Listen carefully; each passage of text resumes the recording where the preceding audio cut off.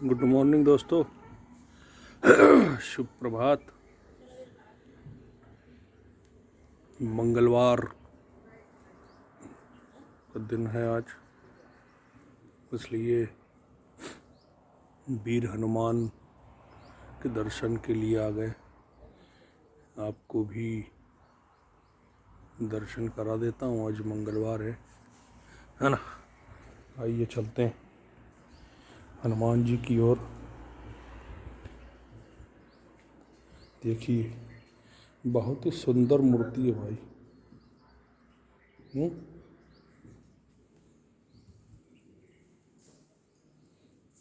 जय वीर हनुमान ज्ञान गुण सागर।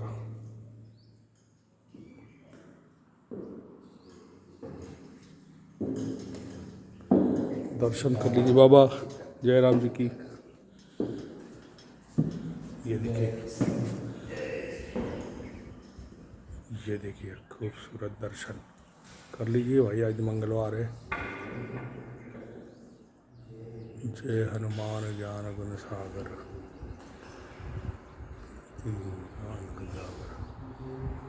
श्री राम जय जय राम। कर लिया ना भाई, अंदर सा नज़ारा। मूर्ति भी बहुत सुंदर है भाई। हिंद केसरी नाम है इनका।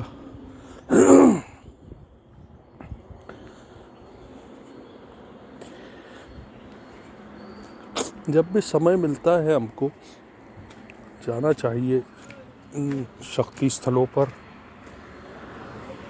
हमें बहुत कुछ सीखने को मिलता है, बहुत कुछ ताकत मिलती है, शक्ति मिलती है, प्रेरणा मिलती है, और सबसे बड़ा आनंद मिलता है। आनंद, तो इन चीज़ों की भाई साहब कोई कीमत नहीं होती है ना। ये निशुल्क ऐसा स्थानों पर ही मिलते हैं। शर्त ये होती है आप वहाँ पर पूरे तन मन धन से जाए, आप वहाँ एकाग्र चित्त होके जाए, और वहाँ जाए तो कुछ समय के लिए उसी में खो जाए। फिर देखिए उसकी शक्ति का आनंद कितना हमें प्रफुल्लित कर देता है। और ये जो शक्तियाँ हैं ना, जो शक्ति पुंज है, मंदिर है भाई साहब,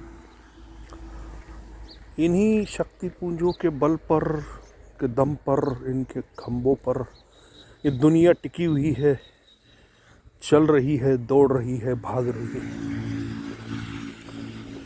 ये अनेक रूपों में है। जब धर्म बदलता है तो शक्ति स्थल भी बदल जाते हैं। जब मनुष्य की मानसिकता बदलती है तो आराधना केंद्र भी बदल जाते हैं। हिंदू है तो मंदिरों में जाएगा, मुसलमान है तो मस्जिद में जाएगा, क्रिश्चियन है तो गिरजाघर में जाएगा, चर्च में जाएगा, सिख है तो गुरुद्वारा में जाएगा, है ना। तो ऐसे सभी के अपने धर्म के अनुसार शक्ति स्थल, आराधना केंद्र बदल जाते हैं, लेकिन ध्येय एक ही होता है, सभी का उद्देश्य एक ही होता है। गॉड भी एक ही उद्देश्य देता है, एक ही स्पीच देता है, और जो शिष्य होते हैं जो उनसे मिलने जाते हैं वो भी एक ही प्रार्थना करते हैं कि भगवान मुझे शक्ति दे, मुझे ताकत दे कि मैं सत्य मार्ग पे चल सकूं, अच्छे मार्ग पे चल सकूं, लोगों का भला कर सकूं। पहले लोगों का करूं, फिर मेरा करूं। ऐसे ही इस प्रकार की उसकी प्रार्थनाओं में उद्देश्य होता है, और बाकी कुछ नहीं। और जो शास्त्र बताते हैं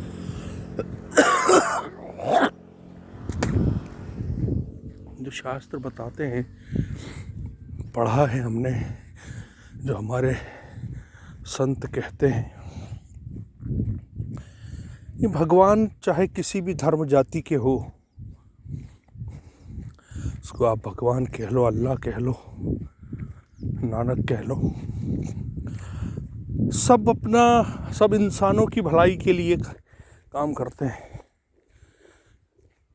सब चाहते हैं कि उसके द्वारा पैदा की हुई ये सृष्टि आनंद में रहे, अच्छे से रहे, सुख शांति से रहे और देश को आगे की ओर ले जाए, यही चाहती है। दोस्तों, इसके साथ साथ में पूजा अर्चना इबादत के साथ साथ हमको दुआएं भी लेते रहना चाहिए। ये कहते हैं दुआओं में बहुत असर होता है। आशीर्वाद, जिसको हम कहते हैं ना आशीर्वाद, बहुत ही बढ़िया कहा है किसी ने कि कुछ मत करे बंदे, बस इतना सब्र कर लेना, जब भी करे तू दुआ मेरे लिए भी मांग लेना। और मुझे हमेशा दुआओं में याद रखना, तो जब भी दुआ करे तो मेरी याद ज़रूर कर लेना, ताकि तेरी दुआ का कुछ असर, कुछ हिस्सा मुझे भी मिल जाए। तो दुआएं ज़रूर इकट्ठी करते जाओ साथियों, ये आपके बहुत काम आएगी। इससे बड़ी ताकत दुनिया में कोई नहीं है। और बद्दुआएं कभी मत लेना, किसी के हाय कभी मत लेना। एक सिद्धांत इंसान ने बना लेना चाहिए, कोशिश करना चाहिए, मैं ये नहीं कहता, क्योंकि सब परिस्थितियों के अनुसार आदमी कुछ न कुछ करने के लिए मजबूर भी हो जाता है। ऐसा नहीं है, सबसे गलतियां होती है, हम इंसानों से ही गलतियां होती है ना। तो कोशिश ये करना चाहिए कि हम सभी का अच्छा ही करें, किसी का बुरा करने का प्रयास न करें, और अच्छा नहीं कर सकते तो बुरा भी न करें। एक छोटी सी कहानी मुझे इस पे याद आ रही है दोस्तों, पिछले दिनों मैंने फेसबुक पे सुनी थी, दुआओं से रिलेटेड, वो शॉर्ट में सुना देता हूँ आपको, ताकि आपको उससे एक उदाहरण के माध्यम से समझने को अच्छा रहेगा कि दुआओं में कितना असर होता है। तो कहानी यूँ है, एक बेचारा गरीब लकड़हारा रोज़ जो है लकड़ियाँ काटने के लिए जंगल में जाता है। गरीब है, उसकी माँ उसको एक रोटी बना के देती है। भाई सब गरीबों की रोटी होती है, बाजरे की रोटी, ज्वार की रोटी, बड़ा रोटी की जगह उसको रोटला कह लो।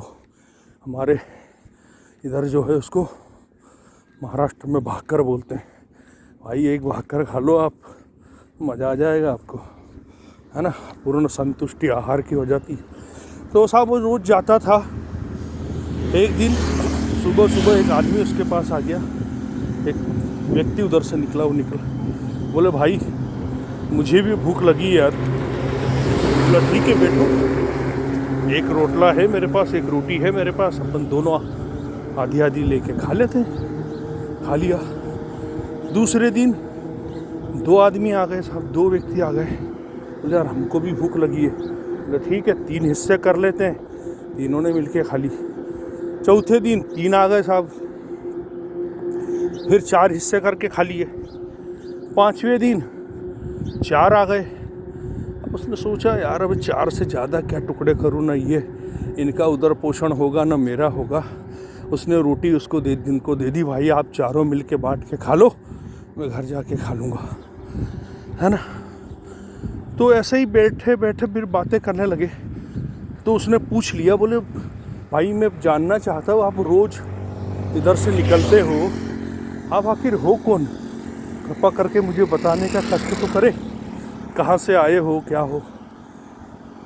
तो उन्होंने कहा भैया हम यम है, यम, है ना।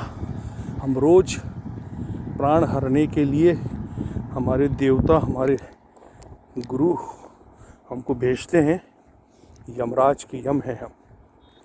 अरे अच्छा, बहुत अच्छा। तो क्या आप मुझे बताने का कष्ट करेंगे कि मेरी मृत्यु कब होगी?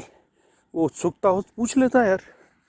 यम कहते भाई हम यार बहुत सिद्धांत और नियम कानून से बंधे हुए हैं, ये बातें हम किसी को नहीं बता सकते क्योंकि हमें ये अनुमति नहीं है।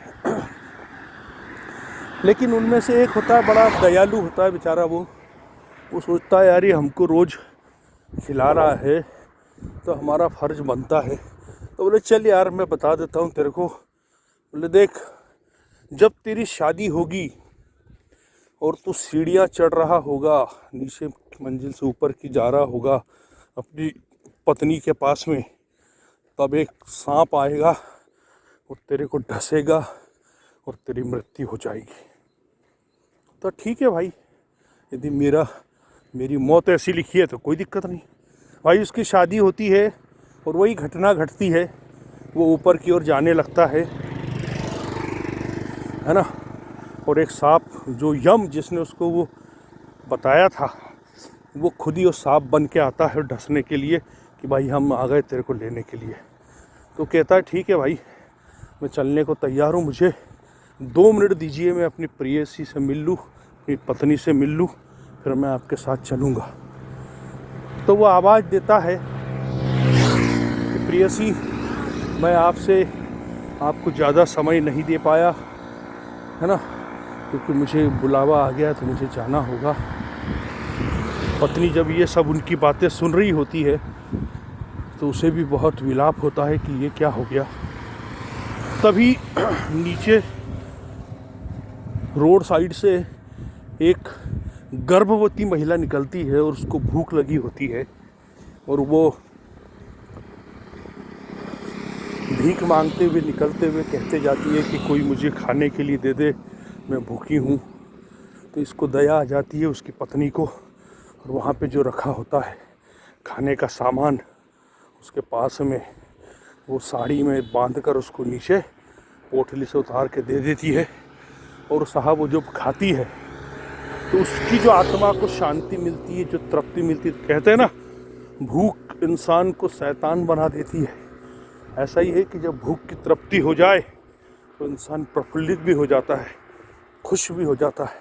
तो साहब जब उसके अंतरात्मा से दुआएं निकलती है कि जा तेरा पति तू सदा सुहागन रहे, तेरे पति की लंबी उम्र हो, इस प्रकार से जब दुआएं निकलती है और वो यमराज तक पहुंचती है तो यमराज तुरंत अपने यमों का आदेश करता है कि हे वहाँ से निकल लो, हमें उसके प्राण नहीं हरना है, क्योंकि उसके लिए बहुत बड़ी दुआ आ गई है। तो दोस्तों, ये है दुआओं का असर। जब उस गर्भवती महिला की दुआ ऊपर तक गई यमराज के पास, तो साहब उसको भी पिघलना पड़ा, उसको भी उसकी बात रखना पड़ी और वो जीवित रहा। उन यमों ने उसके प्राण नहीं हरे, वो चले गए और सुख शांति से वो दोनों जीवन यापन करने लगे। तो कहने का मतलब यही है दोस्तों कि हमेशा दुआओं को प्राप्त करने की कोशिश करो, दुआओं में रहने का प्रयास करो, लोगों का भला करो, आपका भी भला होगा। जय हिंद दोस्तों, वीडियो लंबा हो रहा है। खुश रहो, आनंद में रहो, स्वस्थ रहो। वंदे मातरम, भारत माता की जय। थैंक यू वेरी मच दोस्तों।